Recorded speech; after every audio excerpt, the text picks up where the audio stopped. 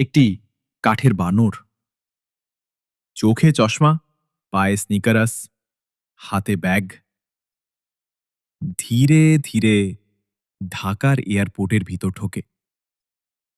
সবাই থমকে যায়। এটা কি রোবট নাকি খেলনা?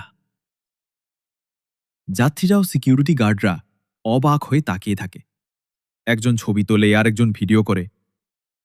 বানরটি কিন্তু একদম সিরিয়াস, কারো দিকে না তাকিয়ে হেঁটে চলে। বানরটি চেক ইন কাউন্টারে গিয়ে ব্যাগ নামিয়ে একটি ছোট্ট পাসপোর্ট দেয়। তাতে লেখা নাম মিস্টার বানরু, দেশ বানর দ্বীপ, পেশা কাঠের ভ্রমণকারী। সিস্টেম স্ক্যান করে বলে পাসপোর্ট ভেরিফাইড। বিমানবালা এসে মিষ্টি হেসে বলে, স্যার, আপনার সিট 1A। বানরটি মাথা নাড়ে, ব্যাগ নিয়ে বিমানের দিকে হাঁটে। সবাই দাঁড়িয়ে চেয়ে থাকে বিমানের দিকে। এক শিশু ফিসফিস করে বলে, মা, ওটা কি জাদুর বানর ছিল?